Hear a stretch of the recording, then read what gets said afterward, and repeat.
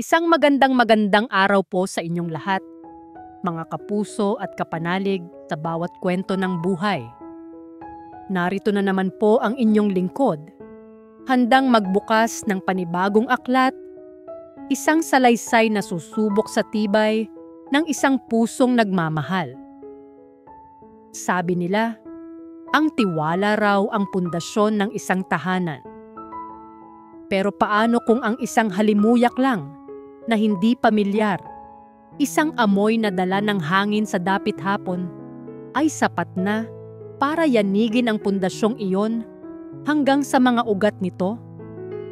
Halina't pakinggan natin ang kwento ni Hiraya. Ang tunog ng motorsiklo ni Dalisay na paparating mula sa kanto ng Baryo Amihan ay musika sa pandinig ni Hiraya. Hudyat iyon na tapos na ang isang mahabang araw ng paghihintay. Mula sa kusina, natanaw niya ang pagpasok ng pamilyar na sasakyan sa kanilang bakuran. Agad na sumilay ang isang ngiti sa kanyang mga labi, isang ngiting nakasanayan na niyang ibigay sa lalaking bumubuo ng kanyang mundo sa loob ng 10 taon. "Daddy's home!" Sigaw ng panganay nilang si Miguel, na mabilis na binitiwan ang kanyang mga laruan para salubungin ang ama. Sumunod naman ang 4 na taong gulang nilang si Luna na may kagat-kagat pang biskwit. Para kay Hiraya, ito ang perpektong larawan ng kaligayahan. Isang mapagmahal na asawa, 2 anghel na anak, at isang biyenan, si Nanay Liwayway, na turing sa kanya ay tunay na anak. Ang amoy ng niluluto niyang adobo ay humahalo sa halimuyak ng kaligayahan sa loob ng kanilang maliit, ngunit masayang tahanan. "O Dalisay anak, maghugas ka na ng kamay at nakahain na ang hapunan." Malambing na wika ni Nanay Liwayway mula sa kanyang silyang tumba-tumba. "Opo, Nay," sagot ni Dalisay, matapos halikan sa pisngi ang 2 anak at hagkan sa labi si Hiraya. "Wow, bango naman ng adobo mo, mahal. Paborito ko talaga." Sa hapagkainan, ang kwentuhan ay walang patid. Si Dalisay, isang veterinaryo, ay masayang nagkwento tungkol sa isang tuta na nalunok ang isang maliit na laruan. Tawa sila ng tawa habang isinasalaysay niya kung paano niya maingat na inilabas iyon. Si Hiraya, isang guro sa elementarya, ay nakikinig lamang. Ang puso niya'y puno ng pasasalamat. Ito ang buhay na pinangarap niya. Simple, payapa, at puno ng pagmamahal. Nang gabing iyon, habang mahimbing nang natutulog ang mga bata, abala si Hiraya sa pag-aayos ng kanilang silid. Si Dalisay naman ay nakahiga na sa kama, nagse-cellphone. Biglang tumunog ang telepono nito, hudyat ng isang bagong mensahe. Nakita ni Hiraya sa gilid ng kanyang mga mata kung paano bahagyang nag-iba ang ekspresyon ng kanyang asawa. Mabilis pa sa 4:00 nitong itinago ang screen at nagtipa ng sagot. "Sino yan, mahal?" tanong ni Hiraya. Sinubukang gawing natural ang kanyang boses. Wala. Sa group chat lang ng klinik.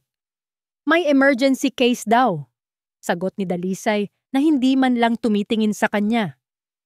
Tumango na lang si Hiraya at hindi na umimik. Ngunit may kung anong kumirot sa kanyang dibdib. Nang humiga na siya sa tabi nito, niyakap niya ito mula sa likod. Isiniksik ang kanyang mukha sa leeg nito. Iyon ang paborito niyang gawin. Ngunit bigla siyang natigilan. May naamoy siyang hindi pamilyar. Isang pabango ng babae. Matamis, ngunit matapang na halimuyak na dumikit sa polo shirt ng kanyang asawa. Hindi iyon ang kanyang pabango. Pulbos lang ng sanggol ang gamit niya. "Mahal, kaninong pabango yan?" Hindi niya napigilang itanong. Ramdam niya ang bahagyang paninigas ng katawan ni Dalisay. Yan ba? Sa kliyente kanina. May-ari ng isang poodle na mayaman. Alam mo na, sosyal. Ang bango nga, no? Tumawa ito ng pilit. Pilit ding ngumiti si Hiraya. Oo nga, ang bango. Hinayaan niyang maniwala ang sarili sa sinabi nito. Ayaw niyang mag-isip ng masama. Mahal siya ni Dalisay. Hindi nito magagawa sa kanya iyon.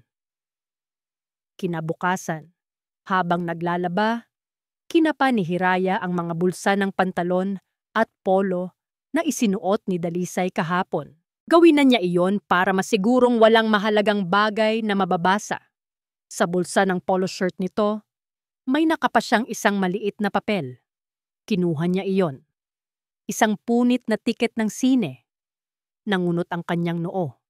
2 ang tiket at ang petsa noong Martes ng gabi. Ang Martes na sinabi ni Dalisay na nag-overtime siya sa klinik dahil sa sunod-sunod na operasyon.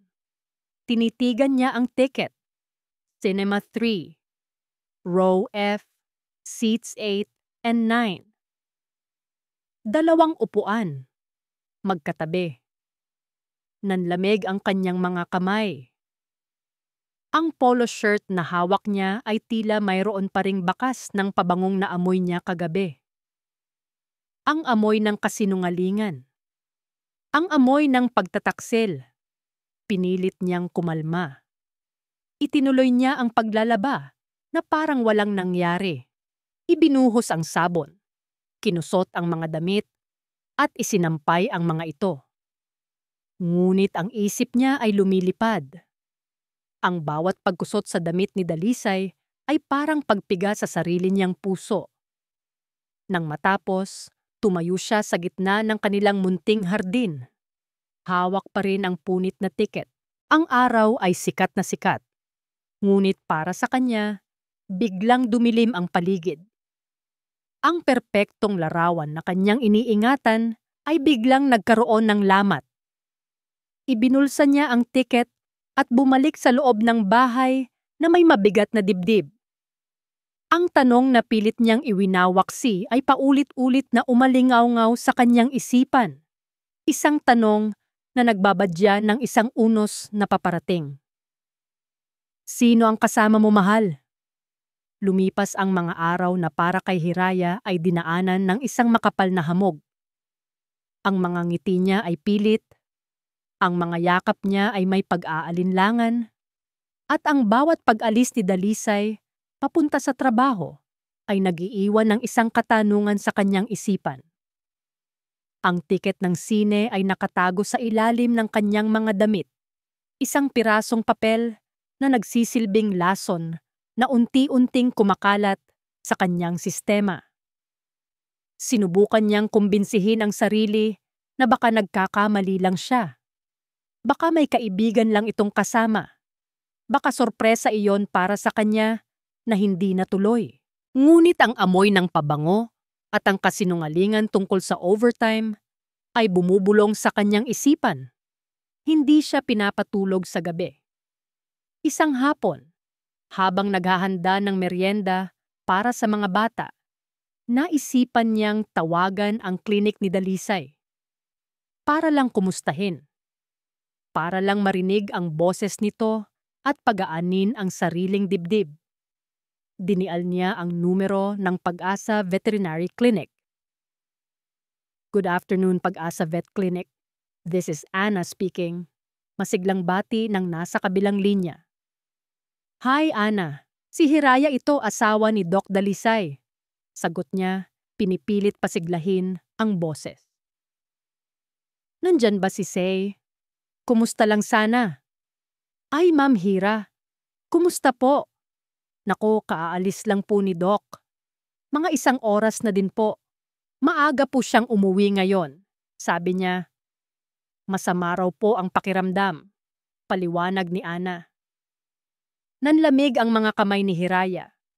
1 oras na ang nakalipas. Ganun ba? Sige, salamat, Ana. Walang anuman po, ma'am. pagkababa ng telepono, napahawak siya sa pader para suportahan ang sarili. Kakatext lang ni Dalisay 10 minuto ang nakalipas. Sabi nito, "Mahal, baka malate ako.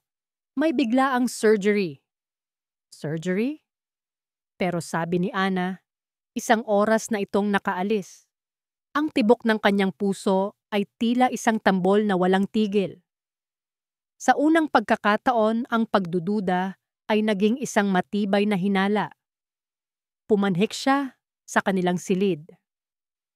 Naiwan ni Dalisay ang cellphone nito na nakacharge sa ibabaw ng mesa. Hindi niya alam kung anong pumasok sa kanyang isip. Dati, ni minsan ay hindi niya pinakialaman ang gamit nito. Para sa kanya, sagrado ang tiwala at privacy. Ngunit ngayon, ang salitang tiwala ay tila isang salitang banyaga. Nanginginig ang mga kamay na binuksan niya ang telepono. Walang password. Isa iyon sa mga ipinagmamalaki niya dati. Ang pagiging bukas nila sa isa't isa. Ngayon, parang isa iyong kalkuladong galaw para hindi siya maghinala. Hindi niya tiningnan ang mga mensahe.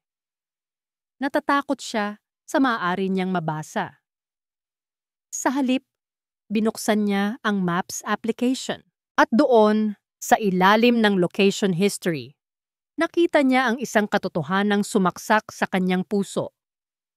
Halos araw-araw, pagkatapos ng trabaho, may isang lugar na palagi nitong pinupuntahan. Isang partikular na address sa kabilang bayan sa Santa Clara. Hindi iyon daan pauwi. Hindi iyon lugar ng isang kaibigan na kilala niya. Isa iyong paulit-ulit na pattern. Isang lihim na biyahe. Bigla siyang napabalik sa ulirat nang marinig ang pagdating ng school service ng kanyang anak. Mabilis niyang isinara ang cellphone at ibinalik sa pagka-charge, na parang isang magnanakaw na nahuli sa akto. Kinabukasan sa eskwelahan, habang nagtuturo, isa sa kanyang mga estudyante ang lumapit sa kanya. Si Rina, isang bibo at palabating bata. "Ma'am Hiraya, nakita ko po si Sir Dalisay kahapon sa may palengke ng Santa Clara." Masayang balita ng bata. Ngumiti si Hiraya. "Talaga? Anong ginagawa niya doon?" "Bumibili po siya ng mangga. Tapos, may angkas siyang ibang babae sa motor niyo po." "Ang ganda niya, ma'am. Pero malaki po yung tiyan niya." Walang mali siya na kwento ng bata. Sa isang iglap, parang huminto ang pag-ikot ng mundo ni Hiraya. Ang motor. Ang motor na iyon ay regalo niya kay Dalisay noong ikinasal sila. Ang motor na iyon ang saksi sa kanilang mga unang date. Ang motor na iyon ngayon ay saksi sa kasinungalingan ng kanyang asawa. "Ma'am, okay lang po kayo? Namumutla po kayo?" Nag-aalalang tanong ni Rina. Pinilit ni Hiraya na ngumiti. "Oo anak, okay lang si ma'am. Napagod lang siguro." Nang gabing iyon, hindi na niya natiis. Habang kumakain sila, sinubukan niyang buksan ang usapan. "Mahal, kamusta pala yung motor? Matagal mo nang hindi ginagamit pa uwi ah?" Tanong niya. Sinisikap na maging kalmado. Nag-angat ng tingin si Dalisay mula sa kanyang plato. "Ah, yun ba? Medyo may sira kasi. Kailangan nang ipa-check up. Dinadala ko na lang sa malapit na talyer pag may oras." Isang diretsong kasinungalingan. Isang kasinungalingang ibinigay sa kanya habang nakatingin sa kanyang mga mata. Tumango lang si Hiraya at hindi na nagsalita pa. Tapos na ang pagkukunwari. Tapos na ang pagbibigay ng benepisyo ng pagdududa. Ang kwento ng bata, ang address sa Santa Clara, ang tawag sa klinik, ang ticket sa sine, at ang pabango. Lahat ay magkakakonektang piraso ng isang masakit na palaisipan. Alam na niya ang kailangan niyang gawin. Hindi na siya maaring manatiling bulag sa katotohanan. Kailangan niyang makita ito gamit ang sarili niyang mga mata. Pagod na siyang umiyak sa gabi. Pagod na siyang magtanong sa sarili. Panahon na para sa mga sagot, kahit gaano pa ito kasakit. Sa kanyang isipan, habang pinagmamasdan ang asawang walang kamalay-malay na nagpapatuloy sa pagkain, isang desisyon ang nabuo. Malamig, matatag, at hindi na mababali. Bukas, susundan kita. Kinabukasan, maaga pa lang ay kinakausap na ni Hiraya si Nanay Liwayway. Nay, kailangan ko pong pumunta sa kapitbayan. May nilalagnat po kasi akong kaibigan, si Aling Nena. Dadaan lang po ako para ihatid ang niluto kong sopas. Tiningnan siya ng biyanan na may pag-aalala. Ha? Hindi ka ba niya pwedeng utusan na lang, anak? Baka makahawa ka pa. O kaya'y ipadala mo na lang kay Aling Celia. Ay, hindi po, Nay. Kasi po, gusto niyang ako mismo ang mag-abot. Tsaka wala naman po si Doc Dalisay. So wala pong problema. Pilit niyang ngiti. Hindi siya sanay magsinungaling. Lalo na sa biyenan niya na napakabait. Pero kailangan niya itong gawin. Kailangan niyang malaman ang buong katotohanan. Pagkatapos ihatid ang mga bata sa eskwela, hindi na siya dumiretso sa kanyang sariling klase. Sa halip, nagtungo siya sa kanto, sa isang tagong lugar, kung saan niya matatanaw ang paglabas ng motorsiklo ni Dalisay. Ang puso niya ay kumakaba na parang tambol, halos lumabas sa kanyang dibdib. Nanginginig ang kanyang mga kamay habang hawak ang manibela ng kanilang lumang sasakyan. Paglabas ni Dalisay, sinundan niya ito ng maingat, pinapanatili ang sapat na distansya para hindi siya mapansin. Dahan-dahan ang kanyang pagmamaneho, kasabay ng bawat milya na lumalayo sila sa Barrio Amihan, ay tila lumalayo din siya sa dating buhay na alam niya. Ang sinag ng umaga na sumisilip sa mga dahon ng puno ay hindi nagbibigay ng init sa kanyang balat, bagkus ay nagpapadagdag sa lamig na bumabalot sa kanya. Tumigil ang motorsiklo ni Dalisay sa tapat ng isang maliit na bahay. Hindi kalayuan sa palengke ng Santa Clara. Ang address na nakita niya kikita sa location history nito. Isang bahay na tila bagong pintura. May maliit na hardin sa harap. Masikip, ngunit tila maligaya. Nagpark si Hiraya sa medyo malayo sa likod ng isang delivery van at sinigurong hindi siya kita. Nagmamasid siya, ang bawat hininga ay mabigat. Bumaba si Dalisay sa motor, inayos ang kanyang damit at naglakad patungo sa pintuan. Huminga si Hiraya ng malalim, pikit mata. Pakiusap, Diyos ko. Pakiusap na sana mali ako. Ngunit parang bingi ang langit sa kanyang panalangin. Bumukas ang pintuan. At doon, sa mismong harapan ni Hiraya, naganap ang eksena na gumiba sa kanyang mundo. Lumabas si Lihim, ang babaeng may malaking tiyan na binanggit ng kanyang estudyante. Nakasuot ito ng simpleng bestida. Ang kanyang tiyan ay bilog na bilog, hudyat na malapit na itong manganak. Ngunit hindi lang iyon. Kasama nito ang isang batang babae na mga 5 taong gulang. Kulot ang buhok at may mapupungay na mata. Halos kamukha ni Dalisay. "Daddy!" Sigaw ng bata at tumakbo ito para yakapin ang mga binti ni Dalisay. Dalisay sa kanyang pinakamasayang ngiti ay binuhat ang pagkabata at pinaghahalikan sa pisngi. "Hello, baby girl! Kumusta ang laro niyo ni Mommy?" "Okay lang po, Daddy. Miss na miss po kita," sagot ng bata na masayang yumakap sa leeg ng ama. Ang mga salitang iyon ay tumagos sa puso ni Hiraya. Nag-iwan ng butas. "Daddy, mayroon na itong anak. Isang 5 taong gulang na anak. At kasama niya ang babaeng nagdadalang tao na manganganak sa pangalawang anak nila." Si Lihim ay ngumiti kay Dalisay.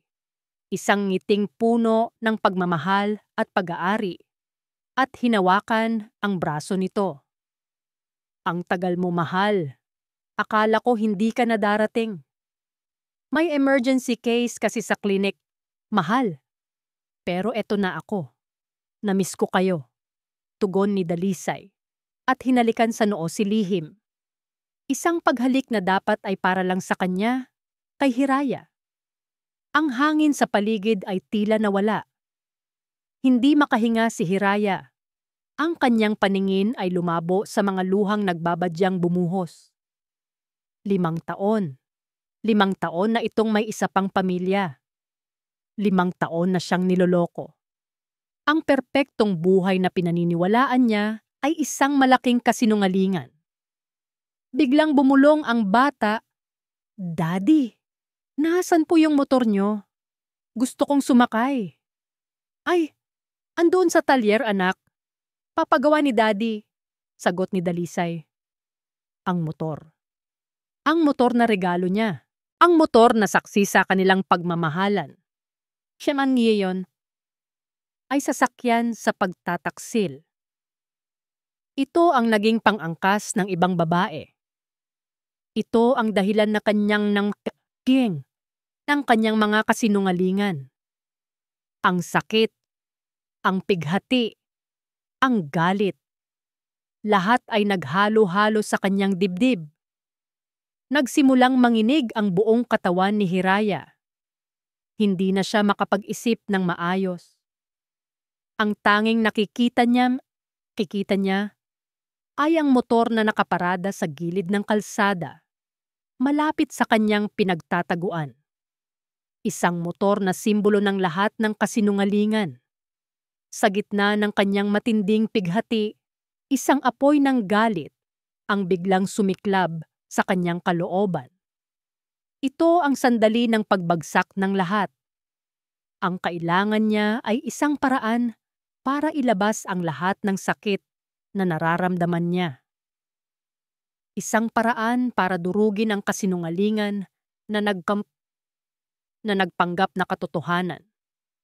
Tiningnan niya ang paligid. May nakita siyang malaking bato, mga kasing laki ng kanyang kamao, na nakatabi. Ang sakit sa puso ni Hiraya ay biglang nagliyab at naging purong galit. Isang galit na matagal niyang kinimkim.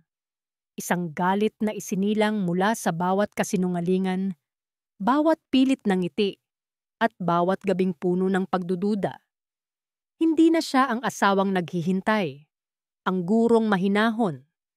Sa sandaling iyon, siya ay isang babaeng sinugatan hanggang sa kaibuturan ng kanyang kaluluwa. Bumaba siya ng sasakyan. Ang bawat hakbang niya sa sementadong kalsada ay mabigat at may determinasyon. Ang mga mata niya ay nakapako sa iisang bagay. Ang motorsiklong kumikinang sa ilalim ng sikat ng araw. Ang simbolo ng kanilang wasak na pangako. Dinampot niya ang malaking bato. Malamig at magaspang iyon sa kanyang palad. Kasinlamig ng yelong bumalot sa kanyang puso. Hindi niya ininda ang mga tingin ng ilang taong napapadaan. Wala siyang pakialam sa mundo. Ang tanging naririnig niya ay ang mabilis na pintig ng kanyang puso at ang mga salitang paulit-ulit na umuulit sa kanyang isip. 5 taon, 5 taon. Nang makalapit siya sa motor, walang pag-aalinlangan niyang ibinagsak ang bato sa headlight nito. Crack!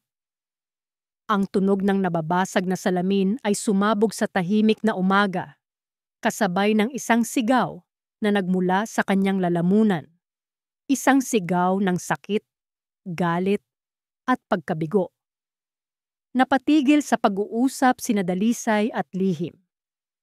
Gulat silang napalingon sa direksyon ng ingay.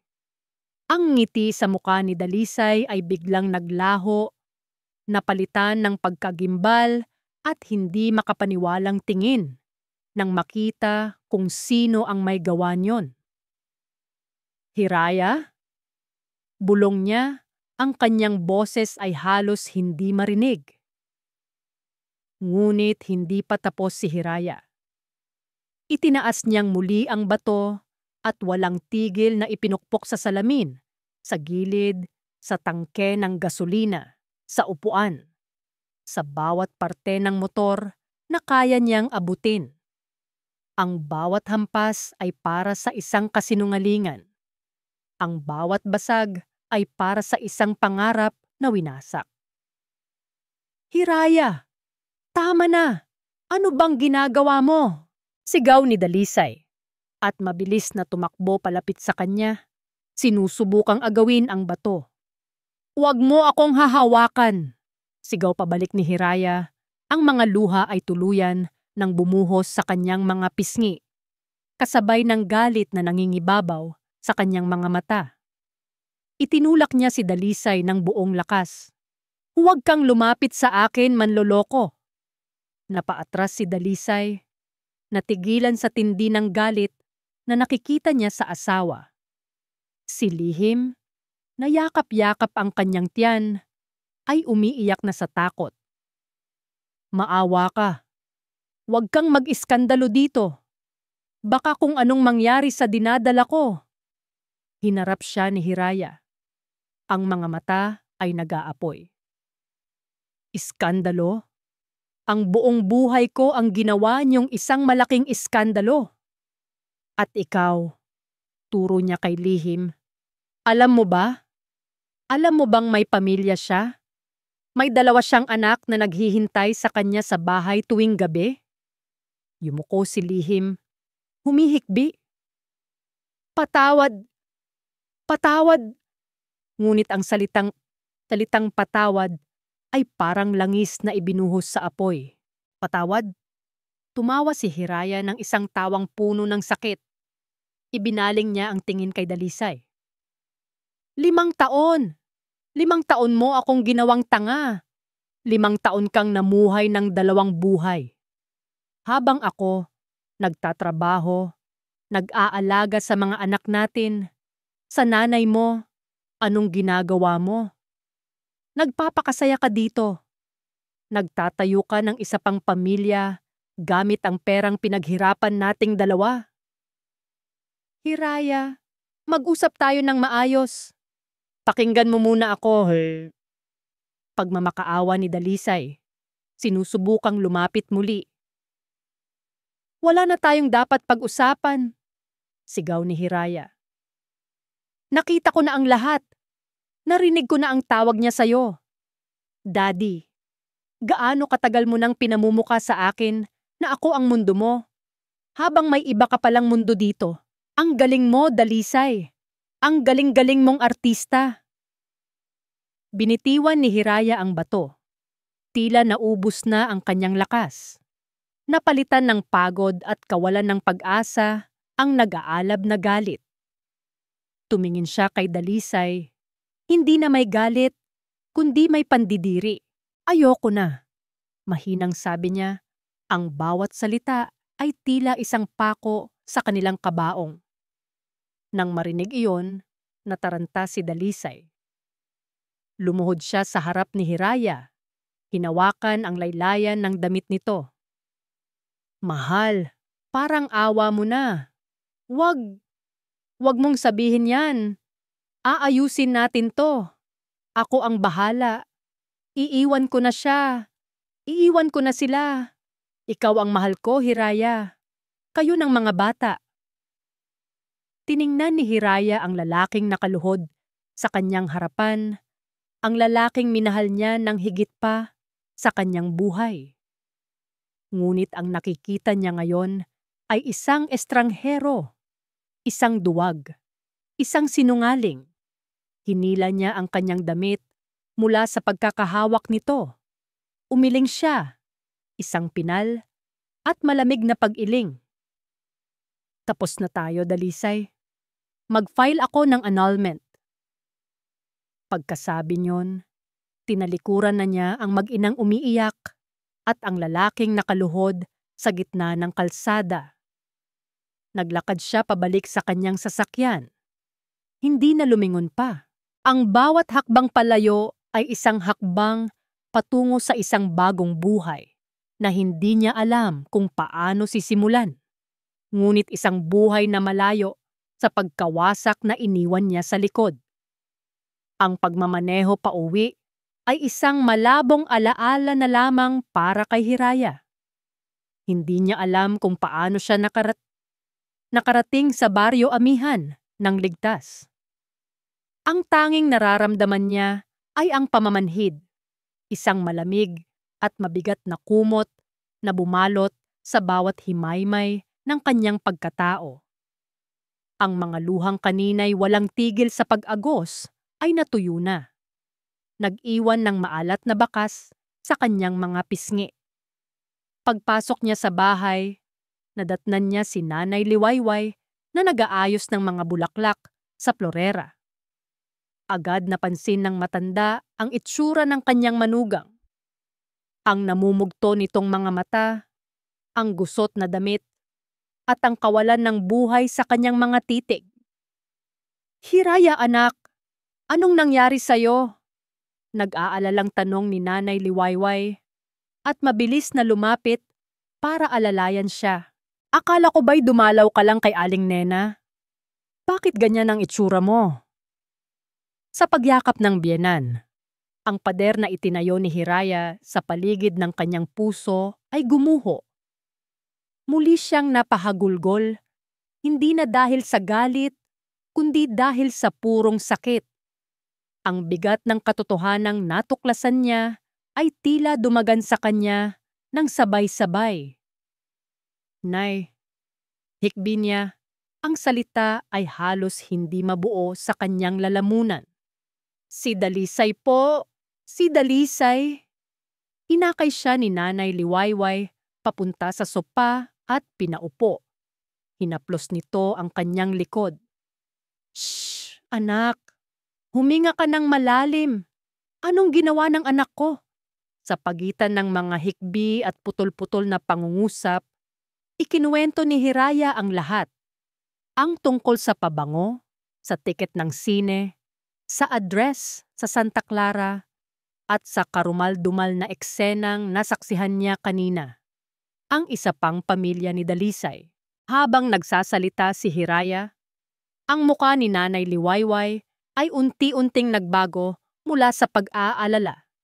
Naging pagkalito at nauwi sa isang malamig na ekspresyon ng pagkabigo at galit.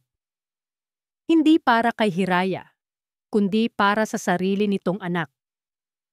Pagkatapos magkwento ni Hiraya, isang mahabang katahimikan ang namayani sa pagitan nila. Ang tanging maririnig ay ang mahinang pag-iyak ni Hiraya. Hindi nagtagal, ang tunog ng motorsiklo, isang ibang motor na hiniram marahil ni Dalisay, ay narinig sa labas. Dumating na siya. Napatayo si Hiraya. Pinunasan ang kanyang mga luha. Ang pamamanhid ay napalitan ng isang malamig at matigas na determinasyon. Pumanhik siya sa kanilang kwarto. Walang imik niyang kinuha ang 2 malaking maleta at inilabas ang lahat ng damit ni Dalisay mula sa aparador. Ang bawat damit na kanyang tinitiklop at ipinapasok sa maleta ay isang alaala na kanyang itinatapon. Ang polo na suot nito noong una silang magkita. Ang t-shirt na ibinigay niya noong kaarawan nito. Ang barong na isinuot nito noong binyag ng kanilang bunso. Pagbaba niya, dala-dala ang 2 mabigat na maleta. Si Dalisay ay nasa sala na. Kausap ang kanyang ina. Ang mukha nito ay puno ng pagsisisi at pagmamakaawa. "Hiraya, mahal, mag-usap tayo," sabi ni Dalisay. Akmang lalapitan siya. Ngunit humakbang si Hiraya patungo sa pintuan at walang seremonyang inihagis ang mga maleta sa labas. Isang malakas na kalabog ang nilikha nito sa semento. "Wala na tayong pag-uusapan," malamig niyang sabi. Ang kanyang boses ay walang emosyon. "Umalis ka na sa bahay na to."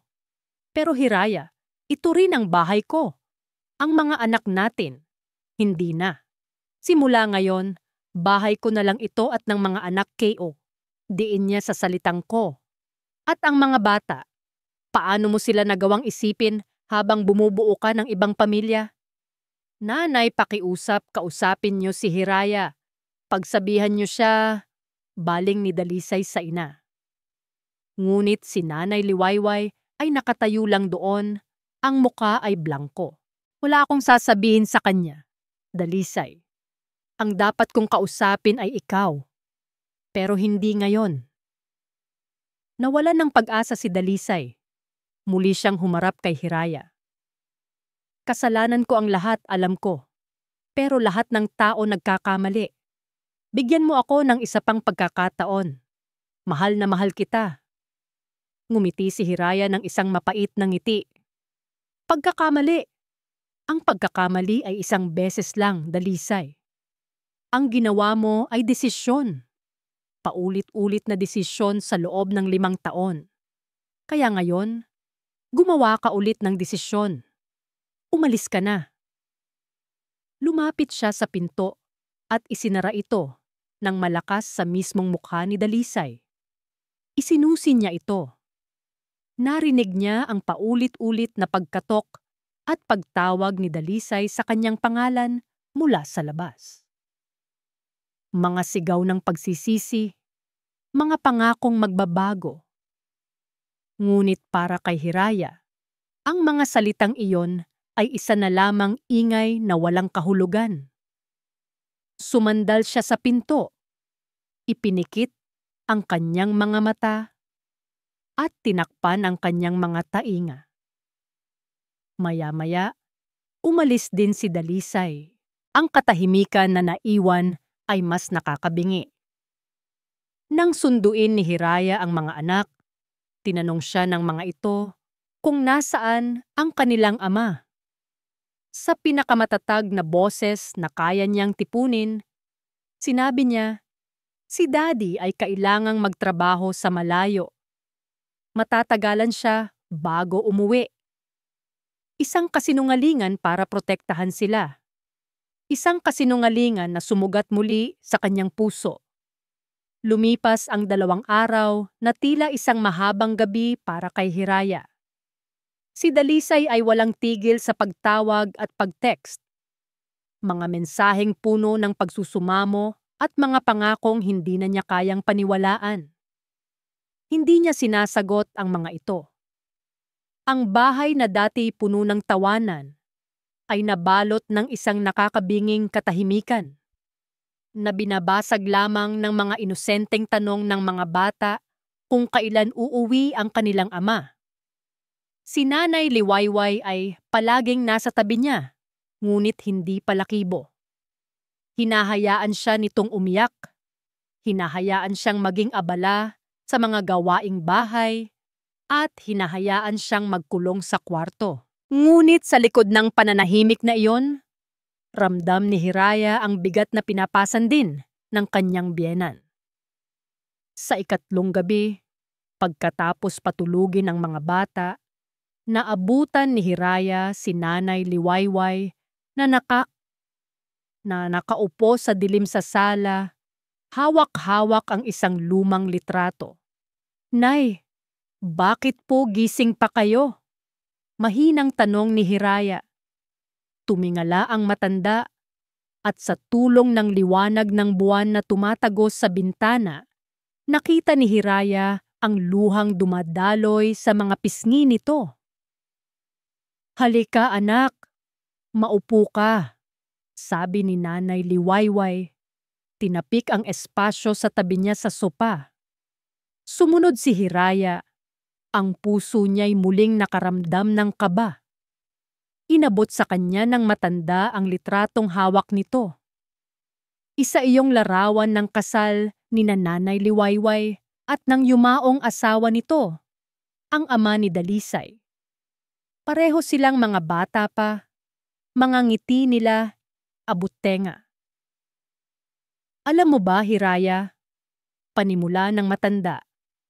Ang boses ay bahagyang nanginginig. Noong una kong narinig ang kwento mo, hindi lang galit para kay Dalisay ang naramdaman ko. Naramdaman ko rin ang galit para sa sarili ko. Nagtatakang napatingin si Hiraya. Po? Bakit po, Nay? Huminga ng malalim si Nanay Liwayway. Dahil ang kwento mo ay kwento ko rin. 40 taon na ang nakalilipas. Natigilan si Hiraya. Ano po ang ibig niyong sabihin? Ang ama ni Dalisay. Tumigil ang matanda. Tila nag-iipon ng lakas. Mayroon din siyang iba. Isa ring pamilya sa kabilang bayan. Nalaman ko ang lahat noong 10 taong gulang pa lang si Dalisay. Ang revelasyon ay parang isang malakas na sampal kay Hiraya. Hindi siya makapaniwala sa kanyang naririnig. Ang tinitingala niyang ulirang ama ni Dalisay, ang lalaking palaging kinukwento nito ng may paghanga, ay may tinatago palang madilim na sikreto. Pinili kong manahimik, anak. Pagpapatuloy ni Nanay Liwayway, ang bawat salita ay puno ng pinagsisihan. Pinili kong magpanggap na walang alam. Sabi ko sa sarili ko, para sa bata. Para buo ang pamilya. Tiniis ko ang lahat ng sakit. Ang lahat ng gabi na alam kong wala siya sa tabi ko dahil nasa piling siya ng iba. Tiniis ko hanggang sa siya'y pumanaw. Buong buhay ko, dinala ko ang bigat na iyon ng mag-isa. Hinawakan ni Nanay Liwayway ang nanginginig na mga kamay ni Hiraya. Tumingin ito ng diretso sa kanyang mga mata. Ang mga mata ng matanda ay puno ng isang pakiusap. Ang pinakamalaking pagkakamali ko, Hiraya, ay ang pagpili sa katahimikan. Akala ko, pinoprotektahan ko si Dalisay. Pero hindi ko namalayan, ang ipinakita ko pala sa kanya ay isang huwad na larawan ng pamilya. Isang pamilyang binuo sa kasinungalingan. Siguro kaya niya nagawa sa'yo ito. Dahil iyon ang nakita niya sa kanyang ama na kinaya kong palampasin. Isang mainit na likido ang muling dumaloy sa mga pisngi ni Hiraya. Ngunit ngayon, hindi na lang iyon luha para sa sarili. Luha iyon para sa babaeng nasa tabi niya, na tiniis ang parehong sakit ng napakatagal na panahon ng mag-isa. Huwag mo akong tularan, anak. Mariing sabi ni Nanay Liwayway. Huwag mong piliin ang landas ng pagtitiis. Ang anak ko ay nagkamali. Isang kasalanang hindi mapapatawad. At nararapat lang na harapin niya ang kabayaran. Ipaglaban mo ang sarili mo. Ipaglaban mo ang kinabukasan ng mga anak mo. Isang kinabukasan na hindi nababalot sa pagkukunwari. Narito ako para sa'yo, dagdag pa nito. Hindi bilang ina niya, kundi bilang ina mo. At bilang isang babae na nakakaunawa sa sakit na pinagdadaanan mo. Sa mga salitang iyon, isang bagay ang nagbago sa loob ni Hiraya. Ang pakiramdam na nag-iisa siya sa laban ay biglang naglaho. Ang pag-aalinlangan sa kanyang desisyon ay napalitan ng isang matibay na paninindigan. Hindi lang pala ito laban para sa kanya, kundi para na rin sa katahimikang ipinagkait kay Nanay Liwayway. May kinuha si Nanay Liwayway mula sa kanyang bulsa. Isang maliit na calling card. Inabot niya ito kay Hiraya. Atoin Lorna de Guzman, Ang pinakamagaling na abogada para sa mga kasong tulad nito. Kaibigan ko siya. Sabihin mo lang, ipinadala kita. Tinitigan ni Hiraya ang pangalan sa card. Attorney Lorna de Guzman. Tila iyon isang susi para sa pagsasara ng isang masakit na kabanata at pagbubukas ng panibago. Itinaas niya ang kanyang tingin sa biyenan, sa babaeng nagbigay sa kanya ng lakas na hindi niya inaasahan. Oras na para tapusin ang kwento ng panloloko sa pamilyang ito. Sabi ni Nanay Liwayway, ang boses ay matatag. Tumango si Hiraya at sa kauna-unahang pagkakataon sa loob ng maraming araw, isang tunay na determinasyon ang pumuno sa kanyang puso. Opo, Nay. Oras na nga po. Dala ang calling card at ang bagong lakas ng loob na kaloob ni Nanay Liwayway. Tinawagan ni Hiraya si Attorney Lorna de Guzman kinabukasan. Ang boses sa kabilang linya ay propesyonal, ngunit may bahid ng malasakit. Ipinaliwanag ni Hiraya ang kanyang sitwasyon. At sa pagtatapos ng kanilang pag-uusap, mayroon na siyang appointment sa opisina ng abogada. Ang law office ni Attorney de Guzman ay nasa sentro ng syudad, isang modernong gusali na tila sumisigaw ng kapangyarihan at hustisya. Sa loob, sinalubong si Hiraya ng isang babaeng nasa mga huling bahagi ng kanyang 40s. Matalino ang mga mata at may matatag na tindig. Mrs. Roxas, I'm Lorna. Maupo ka, sabi ng abogada. Sa loob ng isang oras, isinalaysay ni Hiraya ang lahat, bawat detalye, habang si Attorney de Guzman ay taimtim na nakikinig at nagsusulat ng mga nota. Walang paghuhusga sa mga mata ng abogada, tanging propesyonal na pagtatasa. Ang kaso mo ay malakas, Hiraya, sabi ni Attorney de Guzman pagkatapos niyang magsalita. Ang pagtataksil o concubinage ay isang criminal offense at ang pagkakaroon ng isa pang pamilya ay sapat na basehan para sa legal separation at para makuha mo ang full custody ng mga bata. Ang tanong ko sa'yo, handa ka ba sa magiging laban? Tumango si Hiraya. Ang kanyang determinasyon ay buo. Opo, attorney. Handa na po ako. Sa tulong ng abogada, sinimulan nilang ihanda ang mga papeles. Ang unang hakbang ay ang pagsampa ng formal na petisyon para sa legal separation. Nang pirmahan ni Hiraya ang mga dokumento, naramdaman niya ang bigat ng desisyon. Ngunit kasabay nito ay ang gaan ng pakiramdam na sa wakas, may ginagawa na siyang tama para sa kanyang sarili. Hindi nagtagal, natanggap ni Dalisay ang sulat mula sa korte. Ang reaksyon nito ay mabilis at desperado. Noong una, sinubukan niyang magmakaawa, nagpadala ng mga bulaklak at mga regalo na hindi tinanggap ni Hiraya. Nang hindi iyon umubra, nagbago ang kanyang diskarte. Naging marumi ang kanyang laro. Isang hapon, habang sinusundo ni Hiraya ang mga anak, naabutan niyang naroon na si Dalisay. Kausap sina Miguel at Luna. May dala itong malalaking laruan at ice cream. Ang mga bata, nasabik sa kanilang ama, ay masayang-masaya. Mami, tignan mo, sabi ni Daddy. Ibibili niya ako ng bagong bike. Masayang sabi ni Miguel. Ngumiti si Hiraya ng pilit. Halina kayo mga anak, uwi na tayo. Pero Mami, sabi ni Daddy sasama daw siya sa atin. Sabi naman ni Luna. Hinarap ni Hiraya si Dalisay. Ano na naman to, Dalisay? Gusto ko lang makasama ang mga anak ko. Karapatan ko yon. Sagot nito, may himig ng paghamon. At huwag mong asahan na basta-basta ko na lang sila isusuko sa'yo. Ang banta ay malinaw. Gagamitin niya ang mga bata laban sa kanya. Ang sitwasyon ay lalo pang lumala ng isang araw habang nag-aayos si Hiraya ng gamit sa eskwelahan. Isang hindi inaasahang bisita ang dumating. Si Lihim. Mukha itong pagod at mas payat, maliban sa malaki pa rin nitong tiyan. Anong ginagawa mo dito? Malamig na tanong ni Hiraya.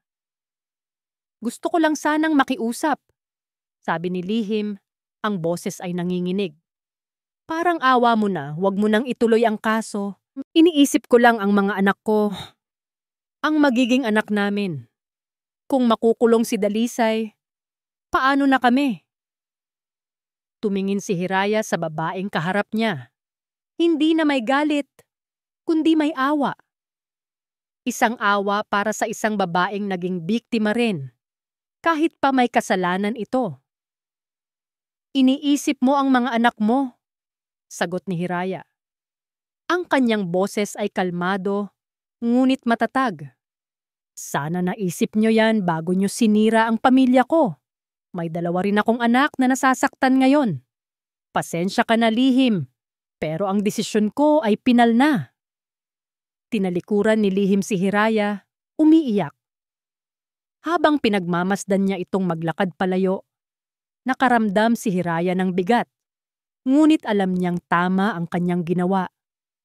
Sa gitna ng lahat ng kaguluhang ito, isang sinag ng pag-asa ang dumating. Isang tawag mula sa superintendent ng kanilang dibisyon.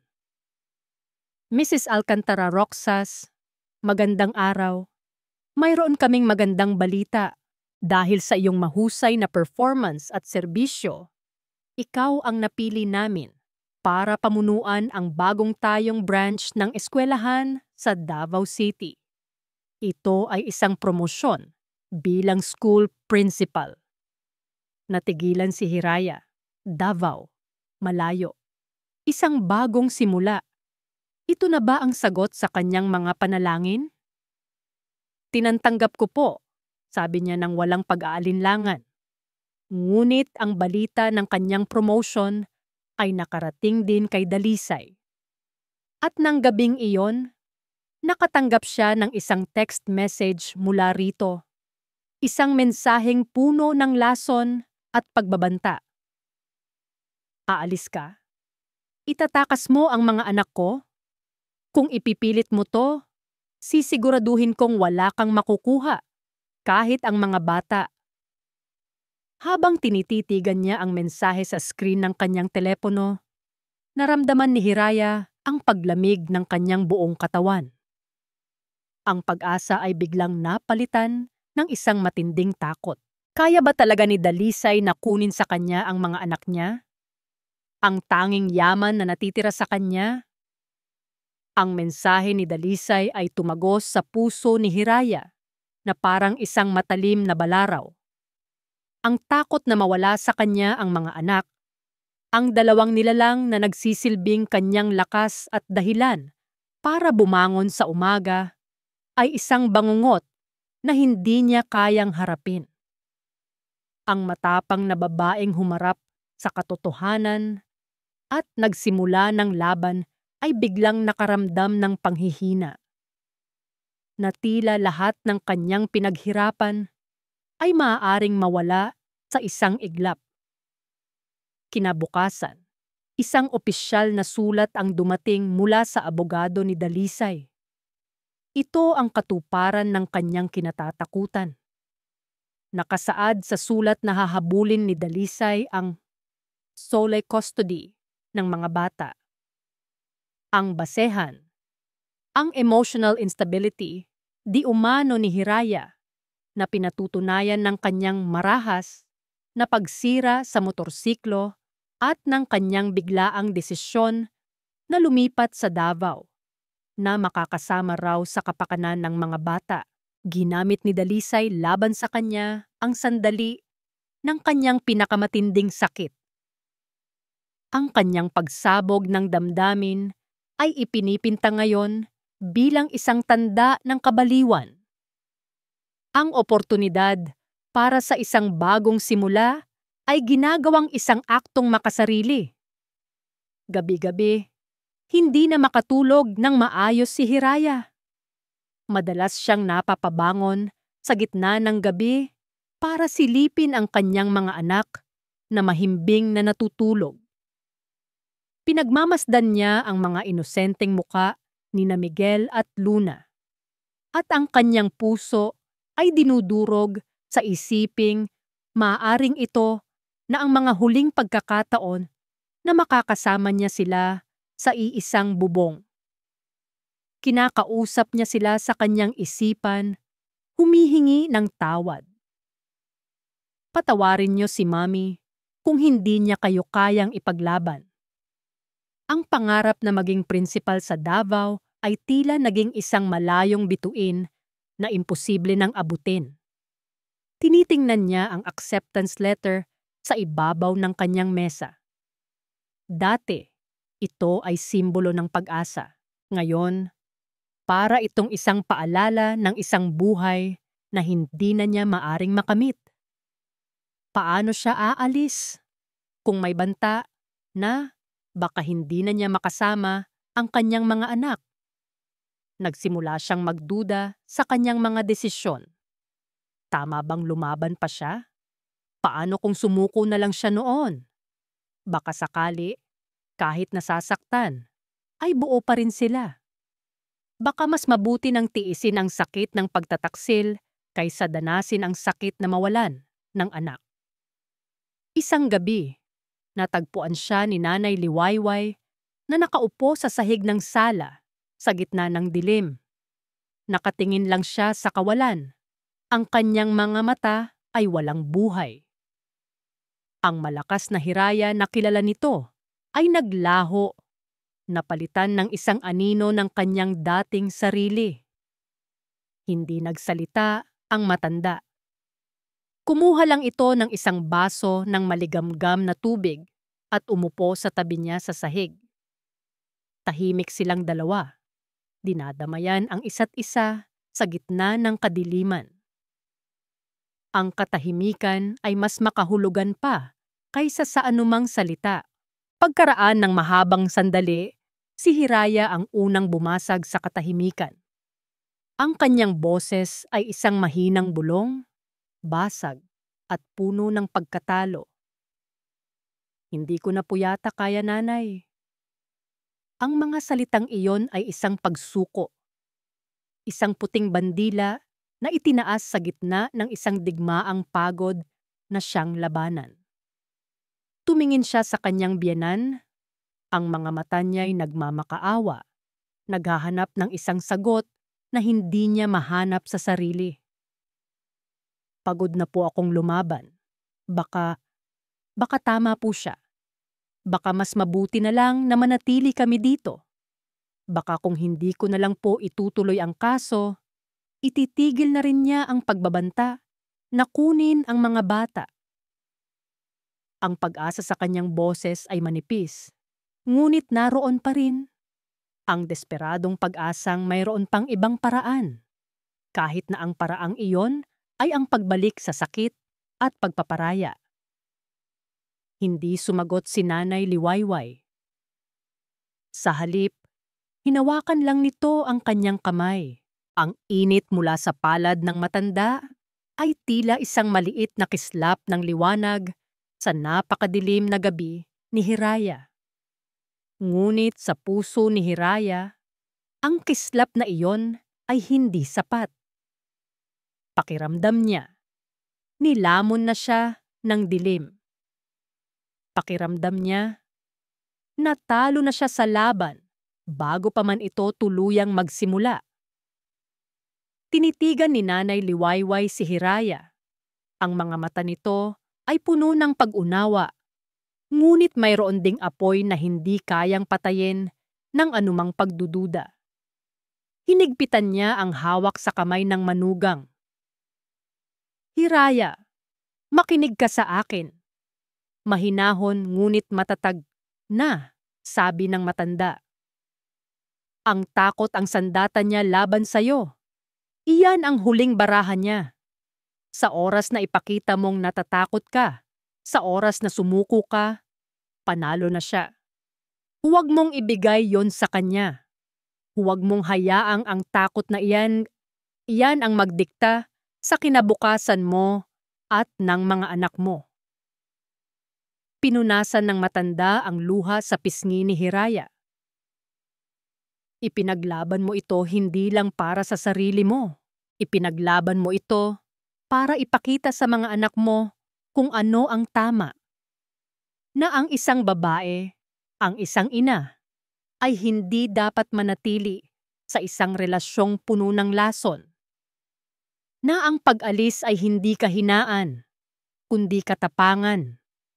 Ang mga salita ni Nanay Liwayway ay tumagos sa pader ng takot na itinayo ni Hiraya. Tila isang liwanag na dahan-dahang tumatagos sa kadiliman, ipinapaalala sa kanya kung bakit niya sinimulan ang lahat ng ito. Ito ay hindi lang tungkol sa paghihiganti, kundi tungkol sa pagpapahalaga sa sarili. Tungkol sa pagbuo ng isang kinabukasan kung saan ang kanyang mga anak ay lalaki sa isang tahanang puno ng katotohanan, hindi ng pagkukunwari. Kinabukasan, tumawag si Hiraya kay Atty. de Guzman. Attorney, ituloy natin ang laban. Hindi ako aatras.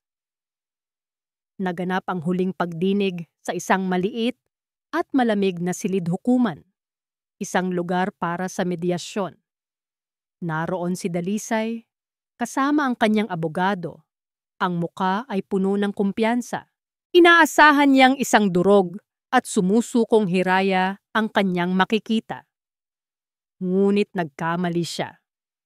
Ang Hiraya na pumasok sa silid ay iba. Nakatayo itong diretso, ang kanyang mga mata ay kalmado at matatag. May dala siyang dignidad na hindi nakita ni Dalisay sa kanya kailanman. Nagsimula ang abogado ni Dalisay, inilatag ang kanilang mga argumento tungkol sa emotional instability ni Hiraya, ang insidente sa motorsiklo, at ang makasariling desisyon nitong lumipat sa Davao. Nang si Atty. de Guzman na ang magsalita, sinagot niya ang bawat punto ng may katalinuhan. Ngunit ang pinakamalakas na sandata ay nagmula mismo kay Hiraya. Totoo po, panimula ni Hiraya, ang kanyang boses ay malinaw at hindi nanginginig. Sinira ko po ang motorsiklong iyon. Ngunit hindi po iyon tanda ng kabaliwan. Iyon po ay sigaw ng isang pusong winasak ng 5 taong panloloko. Isang pusong nalaman na ang pamilyang kanyang iningatan ay isa lamang sa 2 pamilyang itinataguyod ng kanyang asawa. Ang paglipat ko po sa Davao ay hindi pagtakas. Ito po ay isang oportunidad para bigyan ang mga anak ko ng mas magandang kinabukasan. Sa isang lugar kung saan makakapagsimula kami ng walang anino ng kasinungalingan. Isang lugar kung saan ang kanilang ina ay isang respetadong prinsipal, hindi isang babaeng kinakawawa. Natigilan ang panig ni Dalisay. Ngunit may isa pang sorpresa. Biglang bumukas ang pinto ng silid at pumasok si Nanay Liwayway, kasama si Atty. de Guzman. Your Honor, sabi ng abogada, mayroon po kaming supplemental witness. Gulat na napatingin si Dalisay sa kanyang ina. Nanay, anong ginagawa niyo dito? Tumingin si Nanay Liwayway sa kanyang anak. Hindi na may awa, kundi may matinding pagkadismaya. Narito ako para magsabi ng totoo, Dalisay. Humarap siya sa mediator. Handa po akong tumestigo na sa loob ng maraming buwan. Si Hiraya po ang nag-iisang nagtaguyod sa emosyonal at pinansyal na pangangailangan ng kanyang mga anak, habang ang sarili kong anak ay abala sa kanyang pangalawang pamilya. Kung mayroon pong hindi karapat-dapat na mag-alaga sa mga bata, hindi po iyon si Hiraya. Ang testimonya ng sarili niyang ina ang huling dagok na tuluyang gumupo kay Dalisay. Wala na siyang maisasagot.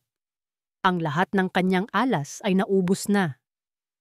Napapaligiran siya ng katotohanang siya mismo ang gumawa. Na-corner at walang magawa. Napilitan si Dalisay na sumang-ayon sa lahat ng kondisyon. Ang full custody ay mapupunta kay Hiraya. Magbibigay siya ng regular na suportang pinansyal. At pumayag siya sa legal separation. Paglabas nila ng silid hukuman, hinarap ni Dalisay si Hiraya. Ang dating kayabangan sa kanyang mga mata ay napalitan ng isang malalim na pagkatalo. Hindi mo na ba talaga ako minahal? Tanong niya. Ang kanyang boses ay isang mahinang bulong. Ang huling desperadong paghahanap ng kahit anong piraso ng nakaraan. Ang tanong na iyon ang siyang huling cliffhanger na mag-uugnay sa susunod na kabanata ng kanilang paghihiwalay. Ang hangin sa labas ng korte ay tila mas sariwa, mas malinis. Huminga si Hiraya ng malalim. Pinupuno ang kanyang baga ng hangin ng kalayaan. Ang bigat na matagal nang nakadagan sa kanyang dibdib ay unti-unting naglalaho. Tumingin siya kay Dalisay na naghihintay pa rin ng kanyang sagot. Ang tanong nito, hindi mo na ba talaga ako minahal? Ay hindi na nagdulot ng sakit, kundi ng isang mapait na paglingon sa nakaraan. Minahal kita, sagot ni Hiraya. Ang kanyang boses ay kalmado at tapat. Sobra. Minahal kita ng buong buo. Ibinigay ko sa iyo ang lahat. At iyon mismo ang dahilan kung bakit ganito kasakit. Dahil ang taong pinagkatiwalaan ko ng lahat ay siya ring kumuha ng lahat. Walang naisagot si Dalisay. Ang katotohanan sa mga salita ni Hiraya ay isang salamin na hindi niya kayang harapin. Tumalikod si Hiraya at naglakad palayo. Kasama si Nanay Liwayway, iniwan si Dalisay na nakatayo mag-isa sa gitna ng kanyang mga pagkakamali. Ang mga sumunod na linggo ay ginugol ni Hiraya sa pag-aayos at pag-iimpake. Ang bawat kahon na kanyang isinasara ay isang kabanata ng kanyang buhay na kanyang tinatapos. Maingat niyang ibinalot ang mga gamit sa kusina, ang mga laruan ng mga bata, ang mga libro. Ngunit, ang pinakamahirap iligpit ay ang mga bagay na naglalaman ng mga alaala. Natagpuan niya ang kanilang wedding album. Binuklat niya ito. Ang mga nakangiting mukha nila na nakatingin pabalik sa kanya ay tila mula sa ibang buhay, ibang panahon. Isinara niya ang album at inilagay sa isang kahon na may markang itapon. Hindi dahil sa galit, kundi dahil sa pagtanggap na ang mga pangako sa mga larawang iyon ay matagal nang napako. Isang hapon dumating si Dalisay. Ito na ang huling araw bago sila umalis papuntang Davao. Nakiusap itong makita ang mga bata sa huling pagkakataon. Pumayag si Hiraya. Ang tagpo sa sala ay hindi komportable at puno ng hindi masabing mga salita. Niyakap ni Dalisay ang kanyang mga anak.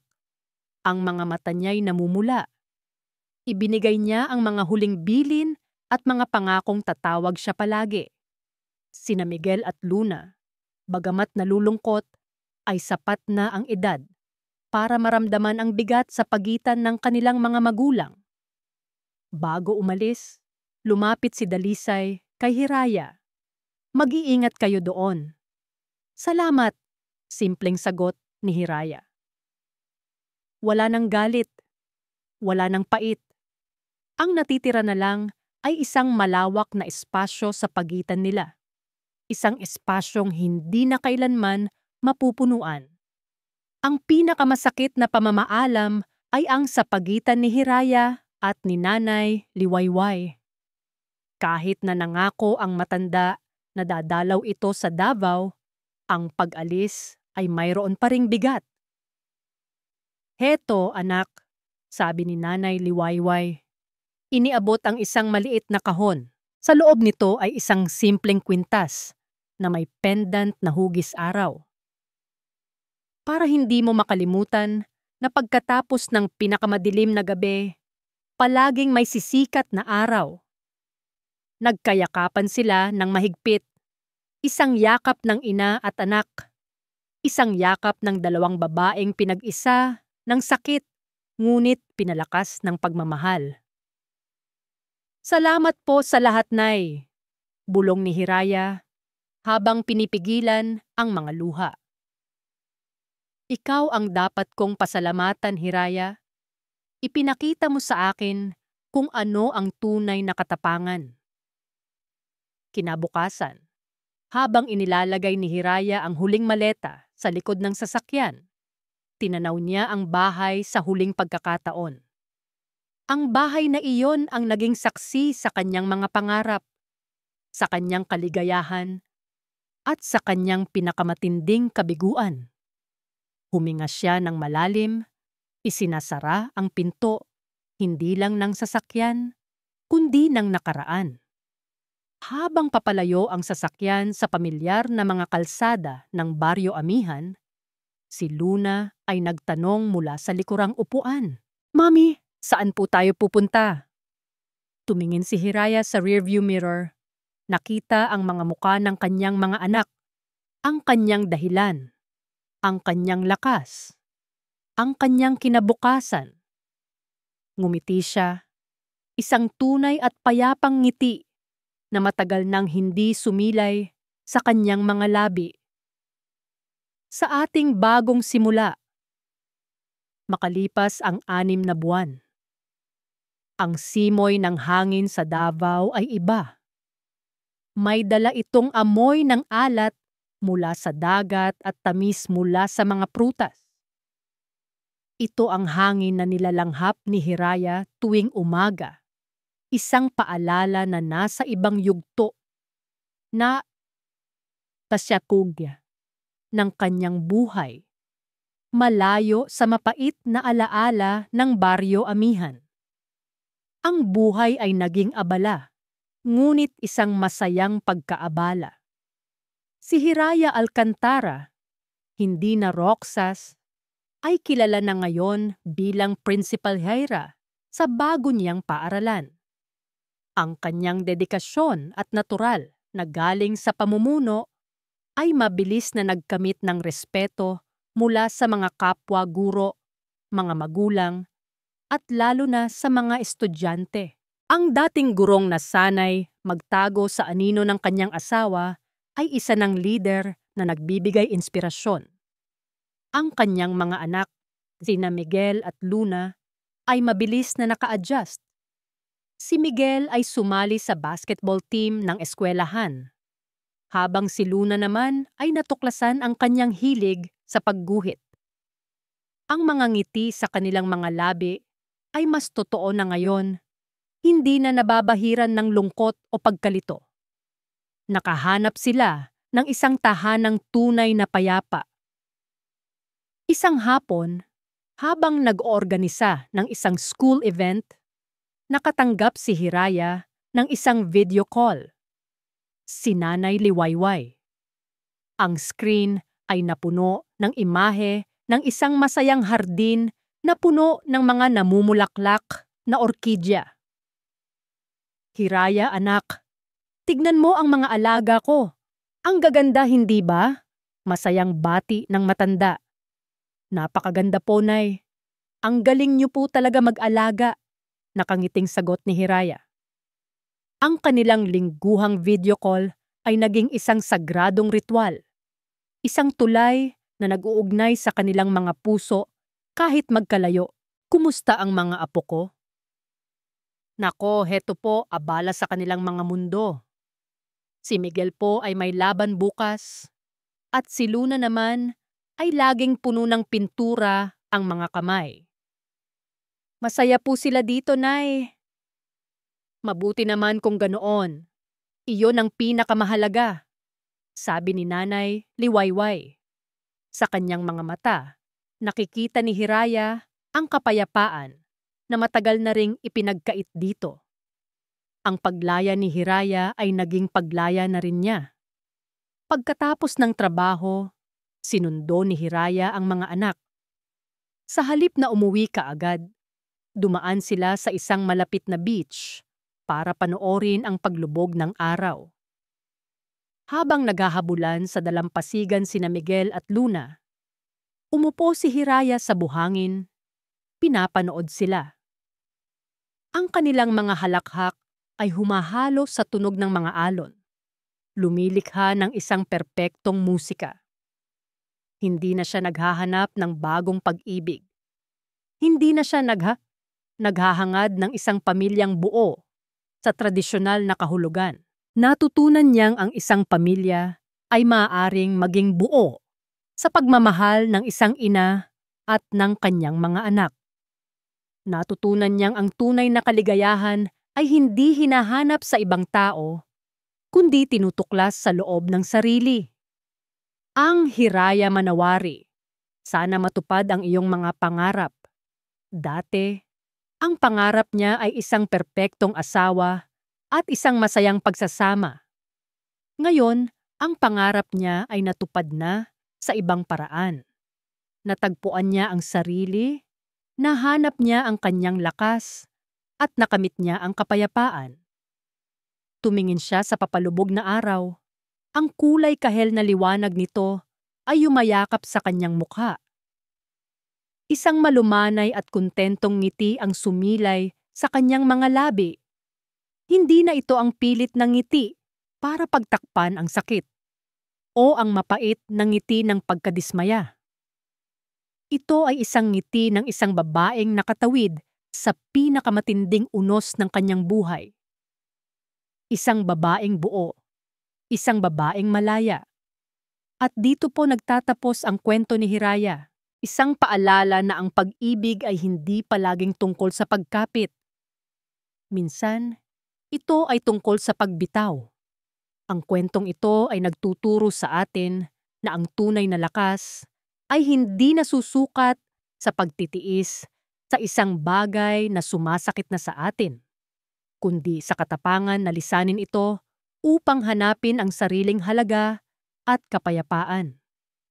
Ang pagpapatawad sa sarili at ang pagbibigay ng pagkakataong magsimulang muli ang pinakamagandang regalong maibibigay natin sa ating mga puso.